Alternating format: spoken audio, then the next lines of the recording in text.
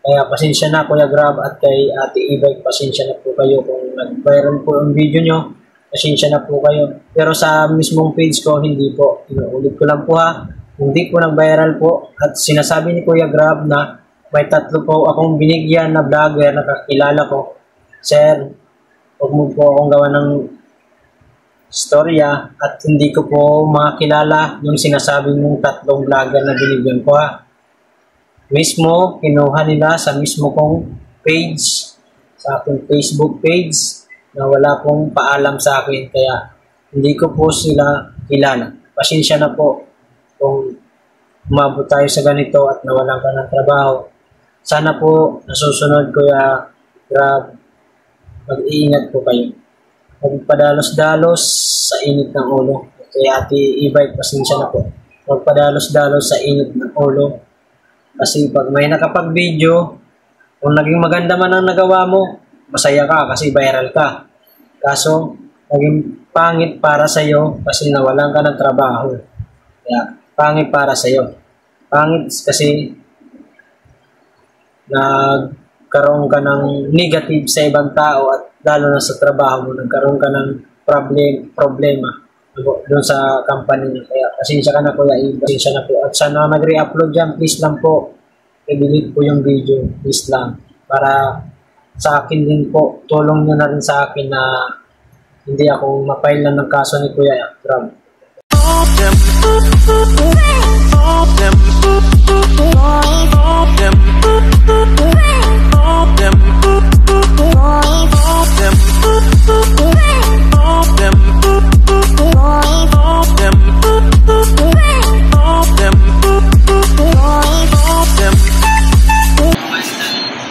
Yung what's up mga karay, panibagong araw, panibagong vlog. Meron po tayong gagawing video ngayon guys about doon sa viral na video ni Kuya Grab at si Ate E-Bike. Meron po tayong gagawing video sa kanila.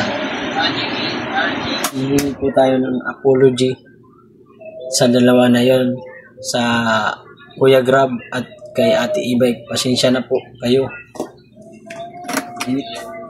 Pasensya na po kayo sa aking in-upload sa aking Facebook page na about doon sa nangyari sa inyong dalawa. Pasensya na po. Hihingi po akong pasensya kay Kuya Grab at kay Ate E-Bike.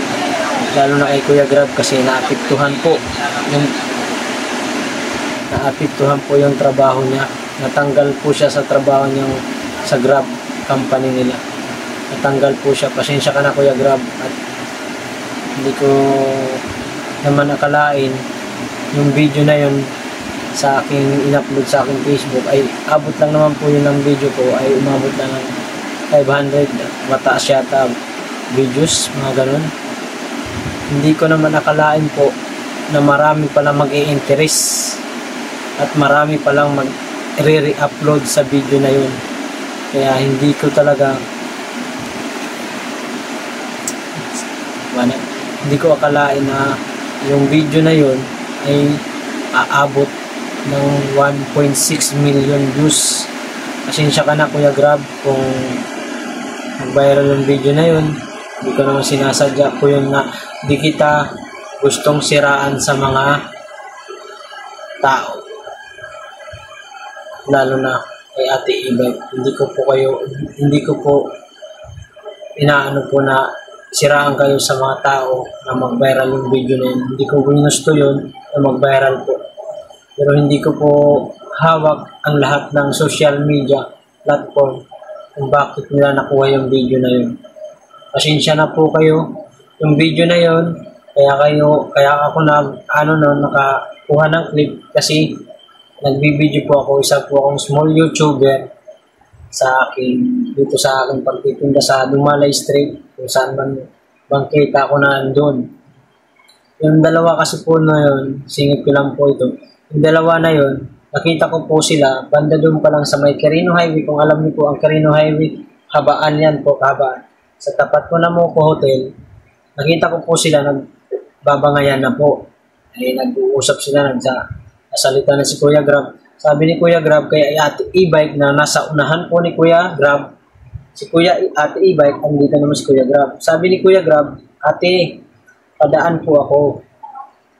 Kasingit po ako, may emergency ako. Nahabol akong oras. Sabi naman ito na Ate E-Bike, pare-parehas lang tayo dumadaan. Masikip ang daanan, hindi makasingit si Kuya Grab Masikip Kaya, kayong dalawa nang abot. Doon pa pala yun, ang sabi ni Kuya Grab, doon pa daw sa may gasolinahan sila nagkagitan, nag-aaway, nag-aanuhan. Umabot sa harapan ko, siyempre, ako nagbibideo ako, binidyo ko naman yun. Kasi yung video na yun naman po, ay about sa kanilang dalawa. Para halimbawa kung mayroon man silang ibang nadamay sa away nila, meron tayong ebidensya. At kung may mang nadihado sa dalawa na yun, may ebidensya. Ang naging problema lang po kasi mga kawaray, yung video mismo na yun, ang nakuha lang na ibang mga re-uploader na nag-re-upload ay maiksi lang, yung mismo lang nag-away yung dalawa. Yung dalawa na yun, yung mismo nag-away, yung iba kinat na nila. Hindi ko naman po kagustuhan na kukunin nila. Hindi ko nga po nalaman ko na lang po sa kumpare ko na sabi sa akin, pare, yung video mo about dun kay Ate E-Bike at kay Kuya Grab, ay may kumuha, may nag-re-upload si Pinas TV. Nag-re-upload si Pinas TV, doon ko nakita, mabot ng 60,000 or 50,000. Next naman, kinabukasan, si Lakbay Daily, nag-re-upload din po siya. Umabot sa kanya ng 1.6 million. Yes, marami pang iba. Dami pang ibang vlogger na nagano si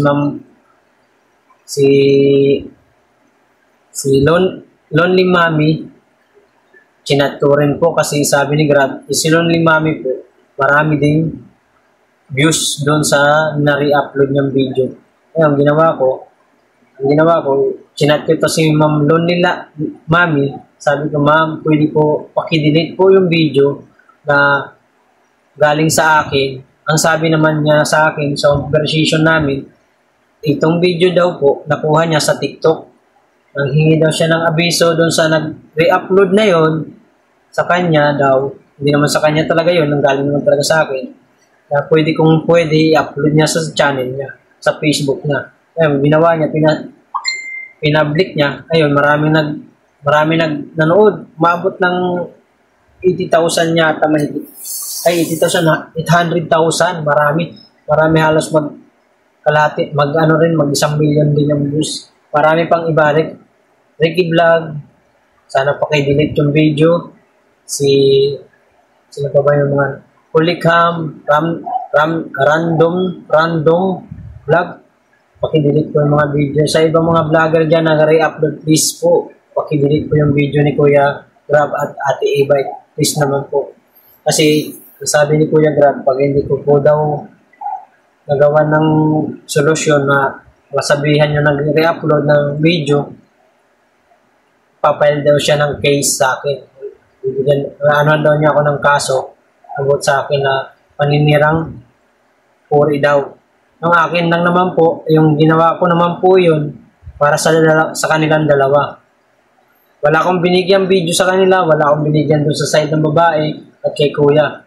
Si ate, yung babae na yun, Ate E-Bike, kinukuha sa akin yung video. Sabi ko, wag na po. Ako na lang magpo-post. Sabi ko, ako na lang po. Kasi edit ko pa yung iba doon. Hindi ko naman nakalain po na yung video na yun. Kasi parang last year pa yung 2024 pa nangyari yun. This September 21 po nangyari yun. Yung video na yun. Ngayon lang, January 2025, ng 30, na nag-boom yung video na yun na kay Kuya Grab at kay Ate E-Bike. Pasensya na po kayo. Hindi ko po talaga ginusto yun na masira kayo at lalo na si Kuya Grab na hindi ko po gustong sirain yung anak buhay niyo po. At pasensya na rin po lalo sa anak niya na may sakit, nagkikimo. Sabi niya sa akin sa messenger kung totoo po yun. Pasensya na po.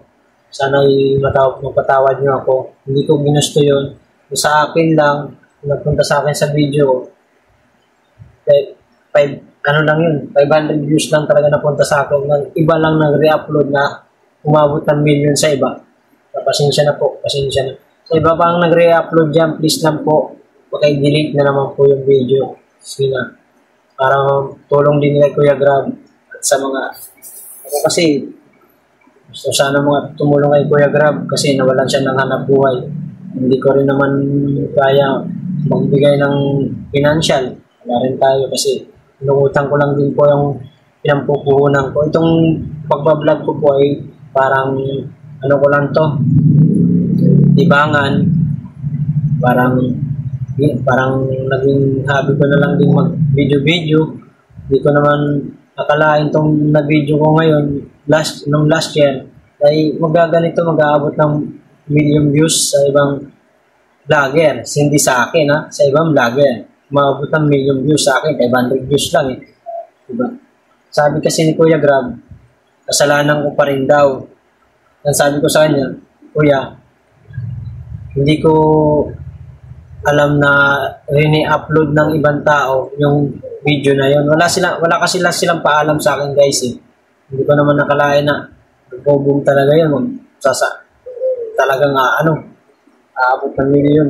Kaya pasensya na Kuya Grab at kay Ate E-Bike, pasensya na po kayo kung nag-viral po ang video nyo.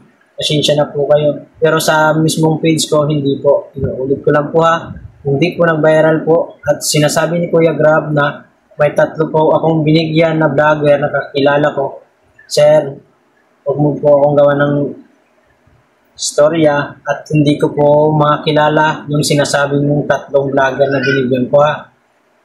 Mismo, kinuha nila sa mismo kong page, sa aking Facebook page, na wala pong paalam sa akin, kaya hindi ko po sila kilala. Pasensya na po kung umabot tayo sa ganito at nawalan ka ng trabaho. Sana po, nasusunod Kuya Grab, mag-iingat po kayo. Magpadalos-dalos sa init ng ulo. Kaya Ate E-Bike, pasensya na po. Magpadalos-dalos sa init ng ulo. Kasi pag may nakapag-video, kung naging maganda man ang nagawa mo, masaya ka kasi viral ka. Kaso, naging pangit para sa'yo kasi nawalan ka ng trabaho. Kaya, pangit para sa'yo. Pangit kasi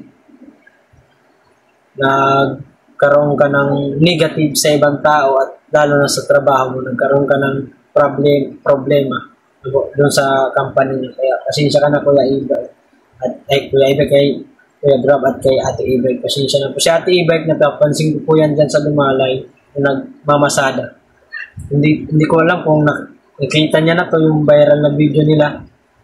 Pero, nangihingi po ako ng pasensya at lalo na sa pamilya ni Kuya Grab at sa pamilya ni Ate E-Bike. Pasensya na po kayo. Hindi ko talaga akalain na last year pa to, September 21, 2024 pa eh. Ngayon lang na parang ngayon lang na boom, ngayon 2025. Yung 30 lang po nalaman yun guys. Kaya pasensya na po sa mga nakakilala sa akin, alam naman nila yun. Nakita naman yung iba nung sa Quirino Highway nung nag-away yung dalawa. Nakita naman nilang iba yun na kung sino talaga. May full video po yun. Yung full video ko nun kasi natakot ako sa sa akin ni Kuya Grab na i-delete ko po sa Facebook ko. Hindi ko napakita. May full video yun nangyari kay Kuya Grab. Si Kuya Grab po ay kinampihan pa namin yun kasi sinasaktan siya ni Ate E-Bike. Sinasaktan po siya ni Ate E-Bike. Inawat siya ng mga tao. Sabi na tama na yan. Tumigil na po kayo. Kasi may deliver pa si Kuya Grab. Sabi po na namin, may deliver pa si Kuya Grab ate. Kasi, yun eh. Anong deliver ni Kuya Grab? Kasi nagmamadali siya nun. Bago niya, eh. Kaya, ang nangyari kasi nun, sinipa ni Kuya Grab yung e-bike ni Ate E-Bike.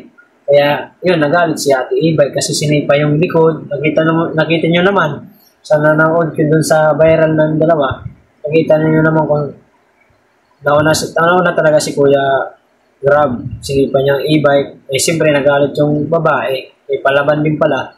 Pasampas, sinira yung hawakan niya ng motor, yung sa cellphone, hawakan ng cellphone niya, lagayan, sinira. Tapos sinipa pa yung harap. Kaya yung halos lang nakita, yun. Pero may kadugtong pang video na yun, guys. Mga kawaray, may kadugtong pang video na mahaba po yun. Ang dami pang sinabi ni Ate e-bike, ang dami pa, etc. Basta gusto nga sila pag-usapin yun sa outpost. Yan si Kuya Grab at si Ate e-bike. Kung gustong pag-usapin sa outpost, eh, nauna na to si Ate e-bike. Basta, nangyari na doon. Basta, ang dami na nangyari doon. Inampas-ampas ni Ate e-bike si Kuya Grab. Ganyan. Basta, inampas-ampas. Inaawat na lang ng ibang tao. Sa tama na yan, tigil na kayo kasi kanya-kanya kayo may hanap buhay. Ayaw talaga magpaawat ni Ate e-bike. Tas may dumating na task force. Kita naman sa video yun. May dumating na task force na sabi nung task force, sama na lang kayo sa outpost para pag-usapan nyo about din sa pag-aaway nyo. Eh, kala ko, nagkasundo sila na magkikita sila doon sa outpost na magkausap. Eh, bigla na lang nawala si Kuya Grab. At siguro, sa sobrang pagmamadali ni Kuya Grab, mayroon siyang pinuntahan sa deliver niya. Kaya, hindi sila napag-usap ng maayos ng Ate e-bike at si Kuya Grab. Gusto ni Ate e-bike nang kunin yung video. Kabuti nga lang po, hindi ko na ibigay sa kanya. Siyempre, magiging pera yun. Lalo, mapapasama si Kuya Grab, diba? Ngayon, yung sinasabi ko po, yung video po na yun, mahaba po yun. Pangit po manakit sa babae. Kasi parang, naman po sila, hati naman ang reaction ng mga tao. May kampi kay nanay, may kampi kay Kuya Grab. Hati ang reaction, kaso lang naging natin dito, sentro, naging masakit para kay Kuya Grab kasi nawalan siya ng trabaho, tinanggal siya sa trabaho niya. Pagka-grab niya, tinanggalan siya. At si Ate e-bike, siyempre tuloy pa rin ang hanap buhay niya. Pero hindi ko na nakita mga ilang araw si Ate e-bike kasi tsaka sabi ni Kuya Grab, kilala ko daw yung na nag-react. Hindi ko makakilala yun. Kaya yung sinasabi mo, kilala ko yun. Kung sino man nagsabi sa'yo, nakilala ko sila, pakita mo sa akin. Sasabihan ko. Kayo na nag-re-upload, gagawan nyo pa akong dahilan istorya ng mali. Kaya, salamat kayo, nagkaroon kayo ng views. Kaso, siyempre, papadilik nitong Kuya Grab. Kaya, respetuhin natin ang gusto niya. Ako, dinilit ko po ang aking sa Facebook page na video. Kahit yung video na full video, dinilit ko na rin para respeto rin sa kanya. Sana dito lang po tatapusin ang aking video.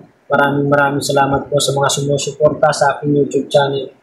Ang akin lang po, sana magkaayos kami ni Kuya Grab at si Ate e-bike. Pasensya na po kayo. Sana magkaayos po kami sa sa conversation namin kasi parang may balak po si Kuya Grab na sampahan po ako ng kaso about dun sa pagpakalat ko daw ng video. Hindi ko naman akalain nakakalat po yung video na yun kasi 4 months na nangyari yun eh. Tapos ngayon lang nag-boom. Ngayon 30-31 lang nag-boom. Yung January. Hindi ko naman ginusto na siraan po kayo dalawa. Pasensya na po kayo. Ang akin lang, magkasundo tayo at sana magkaharap tayo ng maayos nang walang samaan ng loob kasi mahirap na ngayong panahon yan. Mahirap na nasa tayo, sa public tayo eh. Hindi naman tayo nasa private. Nasa public market tayo. Kung saan sino-sino na kahalimuhan natin tao. Sana ay ikausap tayo, Kuya Grab. Pasensya na po kayo. At kay Ate e-bike, pasensya na po. At sana nag-re-upload dyan, please lang po. I-delete po yung video, please lang. Para sa akin din po, tulong nyo na rin sa akin na hindi ako mapile lang ng kaso ni Kuya Grab. Maraming salamat po sa mga solid subscriber ko dyan at sa mga followers natin dyan na andyan sa mga kaibigan natin. Maraming salamat po. Sana nanood sa live ko at nag-share sa aking live. Maraming thank you po. Sana i-support tayo. Maraming salamat. Bye-bye. Please subscribe my YouTube channel, Matthew Wright TV. Huwag niyong kalimutan, pindutin ang notification bell para lagi kayong updated at pakishare at pakilike. Pindutin nyo na ang comment section para mag-remind shoutout kayo sa next video. Bye-bye. I love you.